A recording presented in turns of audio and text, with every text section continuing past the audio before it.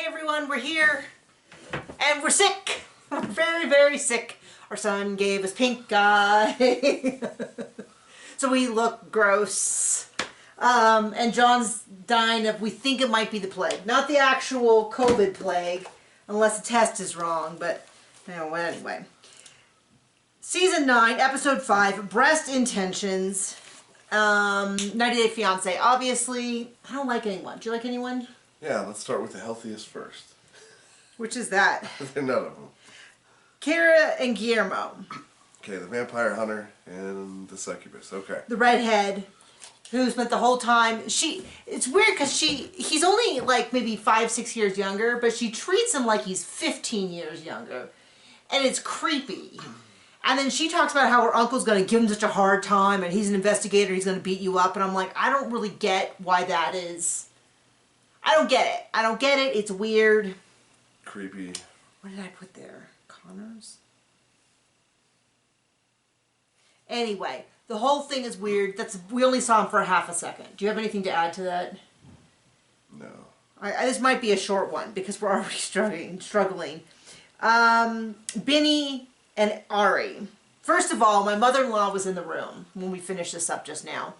And we have a big open plan. There's a living room that connects to the kitchen. She was in the kitchen doing stuff. We're listening to Benny and Ari. And all of a sudden out of nowhere, my mother goes, well, I have to tell you something. If I have to listen to that girl talk anymore, I'm going to shoot myself in the head. Or something along those lines. And I was like, wow. It's very strong. No one was talking. No one was asking her opinion. Just out of nowhere. But yeah, I think it's a pretty common problem. I mean, they show up there in New Jersey. Her mother has rented her an apartment, 2-bedroom. This is what she said. She said 1 bedroom was too small, so we got 2-bedroom. And then Mom was like, by the way, at some point we need to discuss you taking over payment for this. And then she's like, Mom, you got this really expensive 2-bedroom apartment. You're supposed to take it over? And as somebody on Twitter said, Ari's acting like she has a visa problem. She can start working whenever. That's the thing with this whole episode, seemed to be for almost every couple. It seemed to be the discussion, the theme seemed to be around working. Like, who's going to work? All the people who have visas can't work. But on one hand, they can't work, but on the other hand, none of them seem to have even thought about working. Like, none of them, when we watched 90 Day Fiancé before the 90 days, there was discussion about what they were going to do when they were in America. Now that they're actually there, it seems no one is saying anything like, I worked in food service, so maybe I'll do that again. Maybe I'll do that. Other than, of course, we even see in this episode, Jabri, who's a singer. Which is known for being a very stable career with lots of good pay at the low end. And you can totally do from home, your home office. Yeah. Anyway, so that whole thing, she doesn't know, she doesn't seem to have any intention to work. They got this apartment. She's like, wow, it's a really big apartment. She doesn't have a nanny. I don't know. The whole thing is just kind of like, I don't know. Everybody to me looks like they're 15 the way that they talk. Because it's very much like, well, we're here. And they're just sort of like, everyone's parents are just carrying them around and doing stuff. Patrick and Thias, I know I'm not pronouncing it correctly, but... Oh, the guy with the job? They won't say, they haven't said her name enough for me to understand it. She hasn't told her dad that she's moving to America to get married. She just tells him it's for a visit. He's crying. And then she tells Patrick that her dad loves him. And the dad does not. Right. And all he can talk about is sex. And I hope she's not too tired when she arrives to have sex. And I was like, wow, that definitely seems like the healthy beginnings of a relationship, if that's his biggest concern. And she is very much like, if I don't like it, I'm leaving. I don't like the brother, I don't like her. It seems to me that he is this dude who's got money and everybody wants a piece of them and wants them to be the only one. Now, it sounds like his brother supported him when he needed it. I don't really know what that means. It's a very vague statement. And this is my thing, is that I wouldn't want to go live with someone else's brother either, but she's not even there, and she's already yelling about how she doesn't want to live with them. That raises some major red flags. That definitely is like a business proposition of like, well, if I can have a house to myself, then sure, I'll come live with you and get married. If I have to have a roommate, then no, I'd rather just stay and wait for a better offer to come along. Like, that's very much like picking on a business, employment opportunity kind of talk. And she's already got all these sketches, you know, and he just seems into the way she looks, and I'm just like, oh, this is not sane. And those eyebrows are so harsh. Is anyone gonna get married? Probably all of them, because they're all awful and deserve each other. I don't know. We've already got through half the couples. Cool. I think we're gonna have a short one. Even Mohammed. She got 2 kids now. So many red flags. He wakes up, he's like, well, I expected breakfast in bed. Okay. That definitely sounds like a totally normal thing. that. And he's like, I expected her to be like my mom. And it's like, whoa. You did that in unison. And then she's like, okay, I've got to go to work. Someone's got to work. Someone in this show has to have a job. There's only like 2 of them that have jobs. Right. 3 of them that have jobs and 3 of them who don't. 3 or 4 who don't. She's got a job. She leaves him. He's like, well, I thought my first day in America we would do something. I would have thought that they would have discussed this ahead of time. But I'm thinking that maybe she told him this and he thought that this should be different. But, like, he can't cook his own food. Well, he did. He did. But he just didn't want to. He didn't want to. Because he wanted his mommy to take care of him. He didn't want to install the bidet. And someone was like, oh, they're really complicated. Well, as someone who looked into them during the pandemic, most of the time that they're not that complicated. Especially for some, and people say, well, it's like they have travel bidets that are little squirty bottles. Like, it just seems like he can't live without it. The amount he talks about it versus having anything done, and I see next week she gets it taken care of and he doesn't like how she's handling, how it handles. I just don't think there's any way. But then she's like, well, since I'm working, he can he can do childcare, which he referred to as women's work. So I don't think that's gonna fly. Secondly, no way, I don't care how much I boffed the guy ahead of time, am I trusting a stranger with my son, especially my second special needs son, someone who can't communicate if someone was to hit him, knock him down. I don't know her son's level, but our son is not a big talker. Yet. He's 5, and I wouldn't leave him with anyone. Right. Because he's just not at a place where he communicates stuff like someone pushed him down or hit him, and people on Twitter reminded me her son has a catheter that needs to be changed every 3 hours. This guy can't even he expects breakfast in bed. I'm going to trust him to do a medical procedure on my son, he's already like, I don't want to do women's work, which is, so I don't like this dude. Now if he was coming in and he was worth $3 million and he was like, I expect to pay for things to be done, then I'd be like, well, but you got the money, you can pay for people to do stuff for you. In the grand scheme of things, I can't argue. This guy doesn't seem to be offering a lot in exchange. It seems to be that his idea is that she should be his servant, make him breakfast in bed, take the day off, and in exchange, he will be a totally average-looking dude. Like, when she showed out how hot he was, and we saw him, and I was like, John, like, I'm not saying he's ugly. He's like a goofy 15-year-old kid who works out a lot. I mean, to be clear, we know that he's not 15. Just said what he looks like. But he's not striking me as the pinnacle of manhood either, in terms of like, or intelligence. Yeah, I mean, so it's just one of those things where I just go, this doesn't. He's asking a lot of her. I get it's his culture. Even in his culture, I'm not seeing what he's bringing to the table. Usually these things end up being an even trade somehow. He is not trading even. Okay, so that's that. We're down to 2. And I both have big opinions on them. Let's go with Shida and Bilal, who... Oh, yeah, they look totally healthy. He's lying, doesn't want kids. She wants kids. She wants his kids to call her mom. A word in her language that is used for stepmothers, right? No, it's used for mom. Used for mom. But didn't she say it was something about stepmoms? She said it's a respect thing.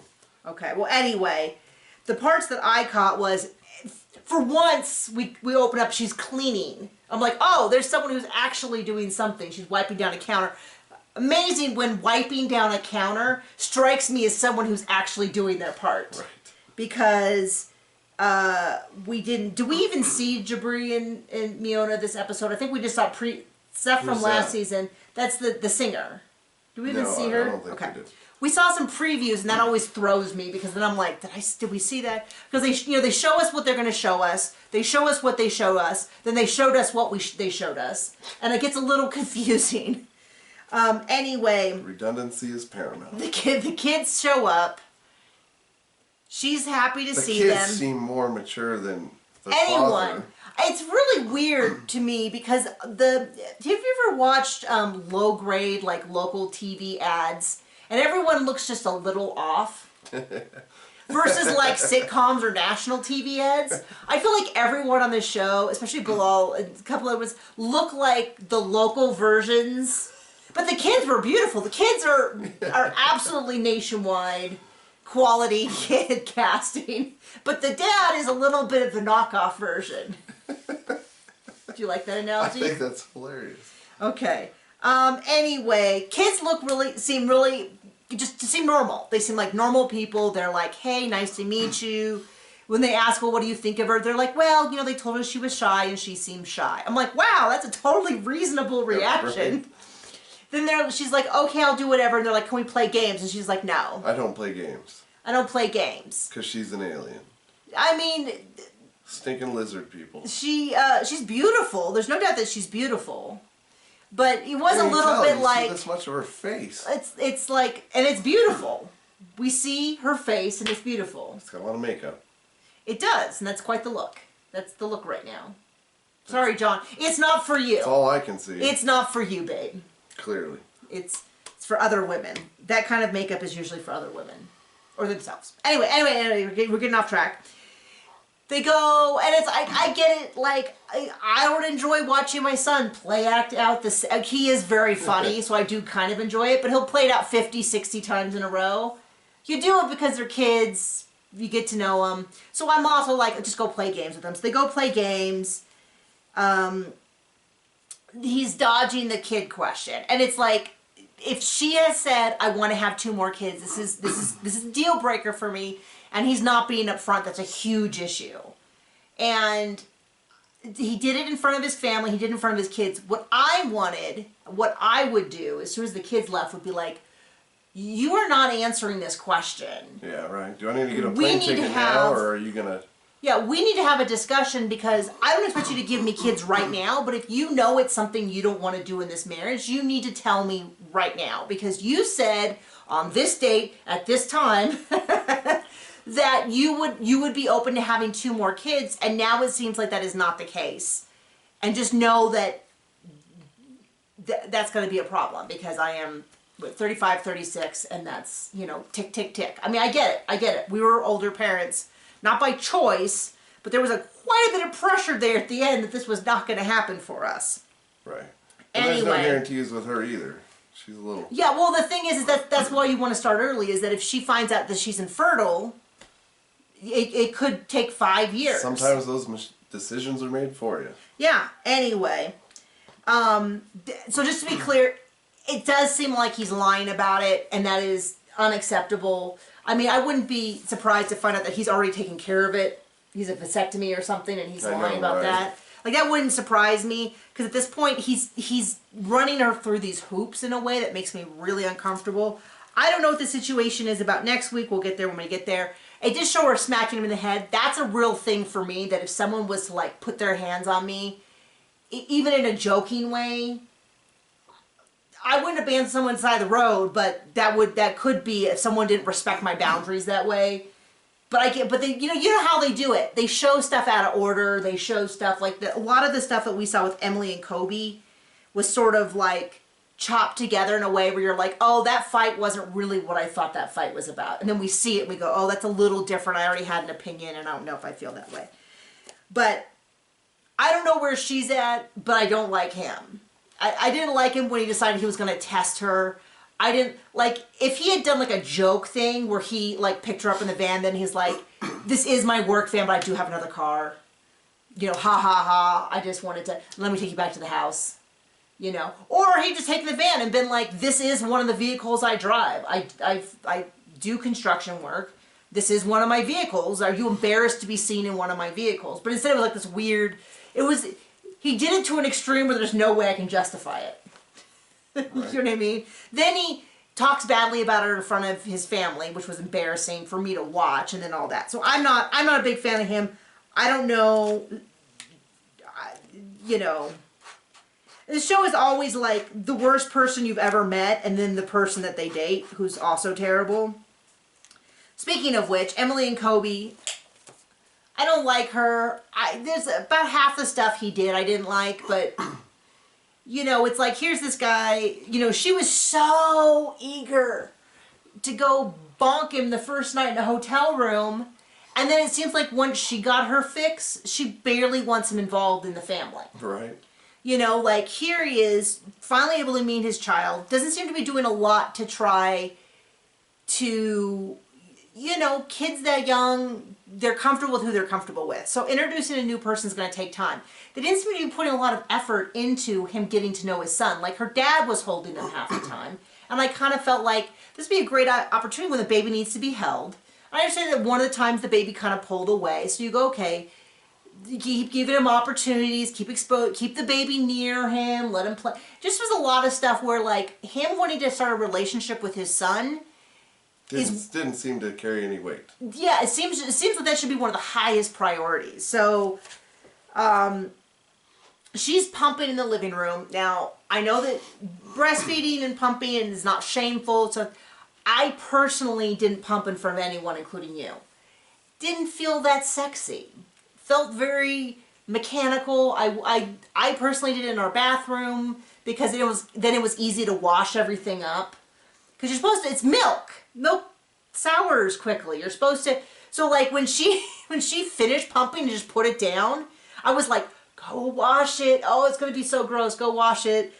So anyway, I'm not saying she shouldn't have, but he did say, like, maybe downstairs, but he shouldn't be shit. But then when he was like, oh, well, she's got to stop feeding the baby because I want to play with her boobies. That was really, like... Cringe. It was just one of those things where you just go, there's a lot of reasons to extend breastfeed. I don't know that because daddy wants to play with boobies a certain way is necessarily that high on most people's lists. It is for some people. I know that it wasn't. But it's kind of those discussions you have together.